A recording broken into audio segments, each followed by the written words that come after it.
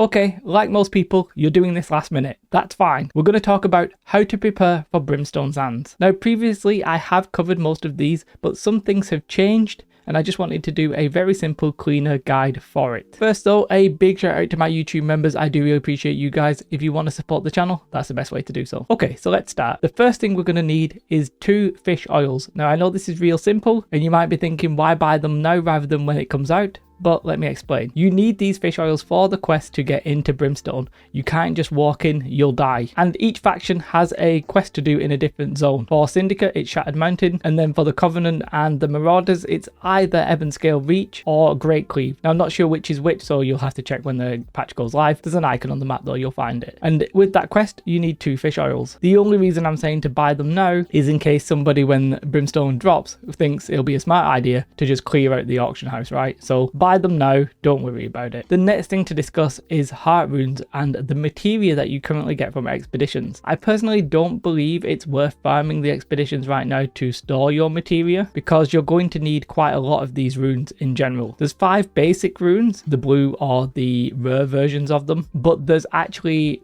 3 different variants when you get to legendary. So in total, there's 15 different types of heart runes that people might want. Now, these heart runes are going to drop from specific expeditions, and I believe the rate is said to be about 10%. So personally, I would just farm these when the patch drops, rather than run them now just for the materia. But you should definitely not be spending your materia, just in case you actually can save enough to basically craft one. But what's important is the stuff that you need to upgrade these. Now, I have made a very, very sexy spreadsheet. Now, I will be putting a link to this in the description below, but what it basically is the runes on the left here. Now, I've put the materia. Do keep in mind that you actually can get them dropped, as I just mentioned. And then once you've got each one, what do you need to upgrade it to the next level? So this is if you upgrade it to the epic version, and then this is if you upgrade it to the legendary version. There are some patterns. It turns out that you know, maybe all of the cunning ones will always need the 50 vials of Azoth, right? There's generally like a similarity between them all, but I'm not going to explain that here. This is just the total materials here if you wanted to store stuff. Now, there is stuff here that you literally can't get beforehand. For example, this sulfur, these wooden coins, and this rate of adventure, you can't get those before the Brimstone Sands patch update, so you can't do anything about them. But the rest is sort of all on the table. The rest you actually can collect. Now, this line here is what happens if you want all of the materials to do all 15. However, I think that's probably unlikely to be like quick. You may as well just plan to do maybe like one of each, and then, you know, decide where you're going. Now, is actually different between the brutal, stalwart, and cunning variants of them. What you need, sort of up to you to decide which one you do need. However, I've given you what I think would maybe be like a sensible shopping list, basically. So I think it's maybe worth having 25 runestone. I think it's probably worth saving 25 gypsum. Now, you actually do need more, but you get some from the quest in Brimstone, so I don't necessarily know if you'll need more, if you get my drift. I think saving 25,000 umbral shards minimum would be a good start. Getting 40 lodestone is also quite a good idea. I did not realize that you actually needed that many lodestone, so I'm going to go on the live server now and buy some. Vials of Azoth, they're sort of not that cheap. I actually think it'd be worth having 100 just so you can make 2 of the cunning variants. You might actually want all 50, depends on what your playstyle is, I guess. I think 20 pristine sapphires is probably a good amount, and then 1,000 of the other ones, so like 1,000 thorny vines, 1,000 feathers, and 1,000 saltpeter if you can get it. If you get that stuff before launch, you'll not run into maybe a hype moment where everybody's trying to get them. I think now is probably the cheapest time, or you might be waiting many weeks before the prices come back down. So that's why I'm saying do this now. But yeah, this link will be in the description below. Man, spreadsheets are sexy, aren't they? Let's face it. Now, with the Brimstone update, we are also getting a new gem system, the Rune Glass gems. These are basically normal gems, but with a twist. But one thing is definitely for sure, people are going to be trying these out, trying to find out what's best and what works for them. There'll be some smarter people out there than I am who'll know the exact best meta and which ones are going to be the strongest versus not. I'm not that kind of player, but if you can figure that out, then you should definitely consider like what type of gem you should be storing. But for the rest of us, I would say it's maybe worth having several different variants of gems just ready to go, and maybe the materials ready to turn them into the pristine versions. Now, motes and stuff like that are actually probably going to go down in value in the long run, but in the short term there might be a bit of a hype because maybe people want to craft some gems a little bit, like take them from the normal gems to the pristine gem state, because they're the ones that you need for these rune glass, if that makes any kind of sense, which I'm not sure it did. You do technically need a small amount of pure solvent and gold ingots for this. When you craft them in general, you need like this glass case that you can only really craft in Brimstone,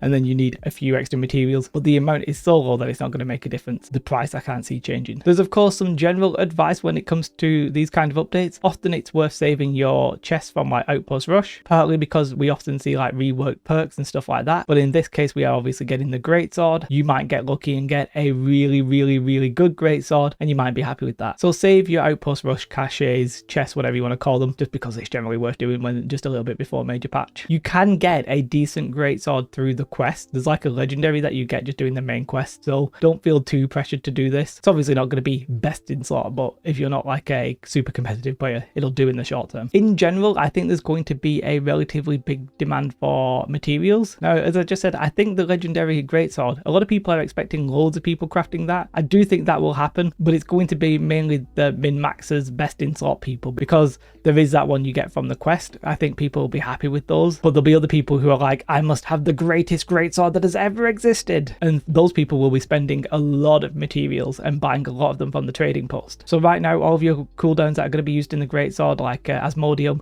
Glittering Ebony, I'm actually been told is actually in demand, regardless of what I said in my previous video. I didn't really know too much about Glittering Ebony, but there you have it. Save the ones that are going to be used to craft greatswords, and probably just everything else, because there'll be an influx of players anyway. So save your cooldowns, not your actual cooldowns. What I mean is do the cooldowns and then save the materials, because not only will be people crafting greatswords, you have people crafting the new bags and the new tools, and they'll all be needing top end materials because they can now be crafted as legendary as well, and you get like an extra perk doing that, so they'll be quite sought after. What I would say is that it's possibly worth stockpiling your runes of holding. People are going to want to craft those new bags, and they're going to need those, and you know, if they've not been planning ahead, maybe they've not got a stockpile of them, they're going to need to buy them, and they'll buy them from the trading post, and if you've got a few to sell, there you have it. So maybe do your faction quests, stockpile these rune of holdings, write them on the trading post a couple days after Brimstone or whenever the hype seems to be the most for them. Another thing you should probably do though, because of these new tools and bags, is if you are a crafter and you're stockpiling any bags and tools right now,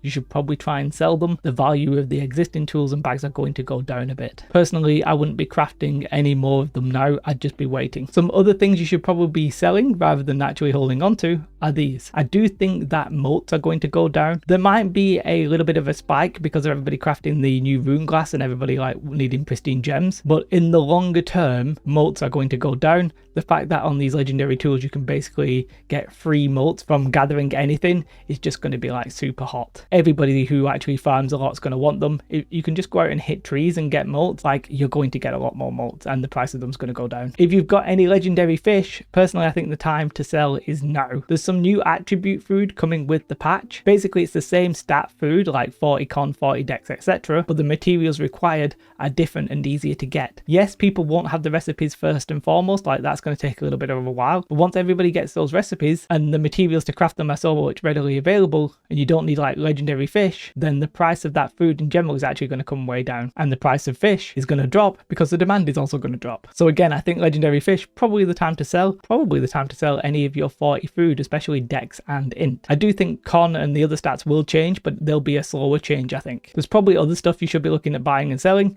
but for me that's everything I can think of right now. That's it. Have a most beautiful day. Big shout out to my YouTube members. Thank you very much to you guys. If you want to support the channel, that is the best way to do it. Keep me away from needing like that ad revenue. It would be truly fantastic. Have a most beautiful day. Like and subscribe. Goodbye.